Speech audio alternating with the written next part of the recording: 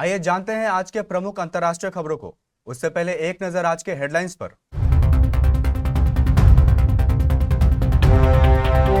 मुंबई में ओवैसी ने सपा के किले में लगाई सेंध।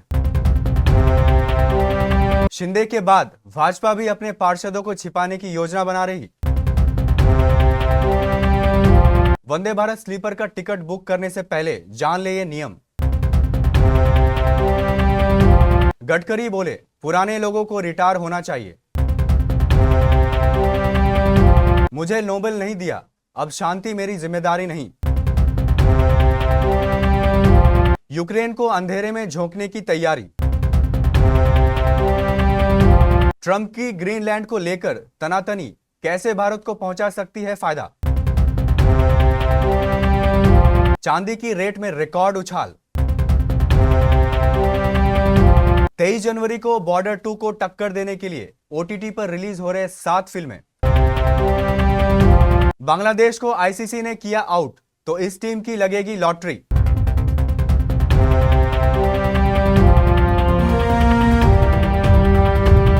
महाराष्ट्र नगर निकाय चुनाव में ऑल इंडिया मजलिस-ए इत्तेहादुल मुसलमीन के प्रमुख असदुद्दीन ओवैसी मुस्लिम सियासत के चेहरे बनकर उभरे हैं। राज्य के 29 महानगर पालिकाओं में 12 शहरों में 126 सीटें एआईएमआईएम ने जीतकर सभी को चौंका दिया है। एआईएमआईएम का सियासी प्रभाव सिर्फ मराठवाड़ा के मुसलमानों तक सीमित नहीं, बल्कि विदर्भ, उत्तर महाराष्ट्र और मुंबई तक फैल चुका है। मालेगांव, संभाजीनगर, नांदेड़ जैसे 1 दर्जन शहरों में ओवैसी ने अपनी जीत का परचम फहराया है। मुस्लिम बहुल मालेगांव में किंग मेकर बनकर उभरी है, तो संभाजीनगर में मुख्य विपक्षी दल बन गया है। पहले बिहार और अब महाराष्ट्र के मुस्लिम इलाके में जीत दर्ज कर ओवैसी ने यूपी में सपा के लिए सियासी टेंशन खड़ी कर दी है। शिवसेना के सांसद संजय राउत ने सोमवार को दावा किया कि शिंदे के बाद भाजपा भी अपने पार्षदों को किसी सुरक्षित जगह पर ले जाने की योजना बना रही है। राउत ने कहा, शिंदे अपने पार्षदों को पहले ही 5 सितारे होटल में भेज चुके हैं। सवाल है कौन किससे डर रहा है। संजय राउत ने कहा, नगर निकाय चुनावों के नतीजे को देखते हुए कोई भी पार्टी आसानी से बृहन-मुंबई महानगर पालिका मेयर पद पर दावा नहीं कर सकती। मुख्यमंत्री फडणवीस स्विट्जरलैंड में वर्ल्ड इकोनॉमिक फोरम की बैठक में हैं और यहां पार्षदों को इधर उधर भेजा जा रहा है। यह अजीब है। हाल ही में प्रधानमंत्री नरेंद्र मोदी ने देश की पहले वंदे भारत स्लीपर ट्रेन को हरी झंडी दिखाई। अगर आप भी वंदे भारत स्लीपर ट्रेन में यात्रा करने की तैयारी कर रहे हैं और इसके लिए टिकट बुक करने वाले हैं, तो इससे पहले टिकट कैंसिलेशन नियम को जान लीजिए, नहीं तो आपका ज्यादा नुकसान हो सकता है। दरअसल भारतीय रेलवे ने वंदे भारत स्लीपर ट्रेनों के कंफर्म टिकट को कैंसिल करना महंगा कर दिया है। आइए जानते हैं वंदे भारत स्लीपर ट्रेन के टिकट कैंसिलेशन और रिफंड के क्या है नियम। भारतीय रेलवे के नियमों के अनुसार टिकट बुक करने के बाद उसे 72 घंटे से पहले कभी भी कैंसिल करते हैं तो टिकट के कुल कीमत का कम से कम 25% काटा जाएगा। वहीं अगर आप ट्रेन चलने से 72 घंटे से लेकर 8 घंटे पहले तक टिकट कैंसिल करते हैं तो 50% किराया काट लिया जाएगा, यानी मात्र 50% ही रिफंड मिलेगा।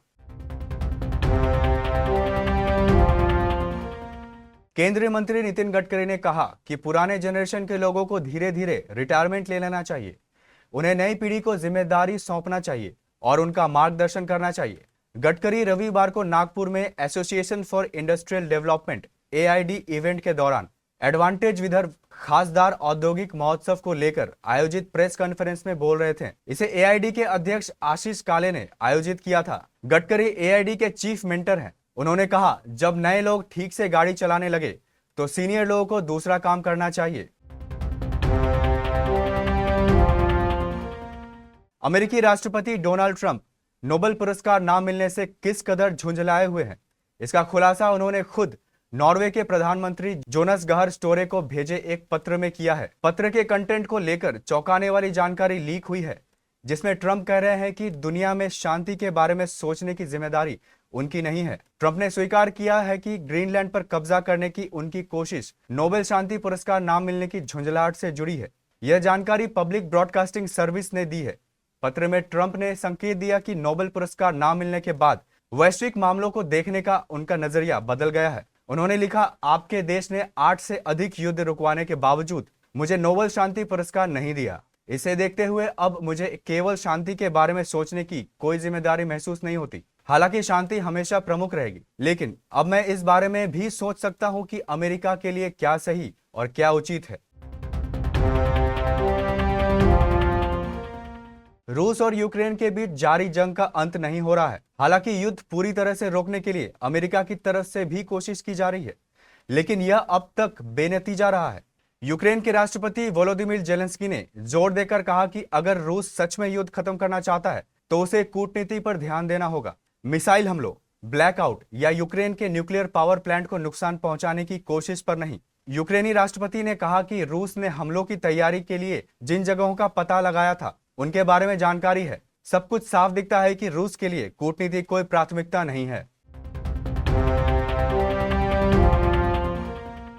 विशेषज्ञों ने चेताया है कि ट्रंप जिस तरह से टैरिफ को हथियार के तौर पर पेश कर रहे हैं, उसके असर से भारत भी अछूता नहीं है। कुछ एक्सपर्ट्स का यह भी कहना है कि जब अमेरिका अपने सहयोगियों पर टैरिफ लगा सकता है तो ट्रेड डील को लेकर भारत भी उस पर भरोसा नहीं कर सकता। डोनाल्ड ट्रंप ने 17 जनवरी को कहा था कि ग्रीनलैंड को लेकर अगर Denmark, Finland, France, Germany, Netherlands, Norway, Sweden और ब्रिटेन उनके प्रस्तावित कदम का विरोध करते हैं तो वह फरवरी में इन 8 अमेरिकी सहयोगी देशों पर नए टैरिफ लगाएंगे। ट्रंप ने ऐलान किया है कि इन देशों पर 1 फरवरी से 10% टैरिफ लागू होगी, जो बाद में बढ़कर 25% हो सकता है और तब तक जारी रहेगा जब तक किसी समझौते पर नहीं पहुंच जाता। भारतीय सराफा बाजार में सोने और चांदी की कीमत नए रिकॉर्ड स्तर पर पहुंच गई है। India Boolean and jewellers association की आधिकारिक वेबसाइट IBJARates.com के मुताबिक आज 19 जनवरी 2026 को सुबह 999 शुद्धता वाले 24 कैरेट सोना का रेट 1,43,978 रुपए प्रति 10 ग्राम है, जबकि 916 शुद्धता यानी 22 कैरेट सोना की कीमत 1,31,000 रुपए प्रति 10 ग्राम के पार पहुंच गई है। वहीं चांदी की कीमत में भी उछाल थामने का नाम नहीं ले रहा है। India Boolean and jewellers association 999 शुद्धता वाली चांदी की कीमत रिकॉर्ड स्तर पर पहुंच गई है। लेटेस्ट अपडेट के मुताबिक 19 जनवरी को सुबह चांदी 2,94,000 रुपए प्रति किलो के करीब है। सिनेमाघरों से ज्यादा आज के समय में OTT प्लेटफॉर्म पर फिल्मों और सीरीज के रिलीज होने का फैंस को इंतजार रहता है। जो अपनी फेवरेट फिल्मों को सिनेमाघरों में नहीं देख पाते हैं, वे उन्हें OTT पर देखने का इंतजार करते हैं। हर हफ्ते एक से बढ़कर एक फिल्में और सीरीज OTT प्लेटफॉर्म पर दस्तक देती है। इस हफ्ते भी कुछ ऐसा ही होने वाला है। 23 जनवरी को फिल्मों और सीरीजों की लाइन लगने वाली है। बॉलीवुड से लेकर साउथ तक की कई फिल्में रिलीज होने वाली है। कृति सेनन और धनुष के तेरे इश्क में से लेकर गुस्ताख इश्क तक एक से बढ़कर एक फिल्मों की लाइन लगने वाली है। आप भी 23 जनवरी का इंतजार कर रहे हैं तो नोट कर लें लिस्ट, ताकि आपका लॉन्ग वीकेंड जबरदस्त साबित हो।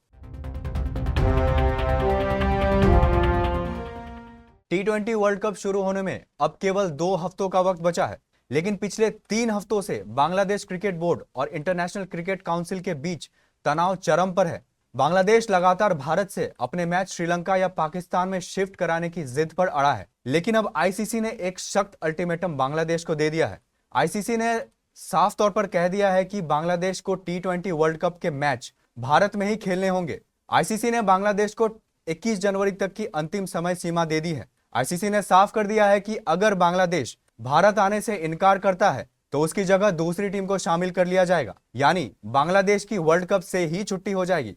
अब सवाल यह है कि अगर बांग्लादेश बाहर होता है तो फिर कौन सी टीम उसकी जगह खेल सकती है।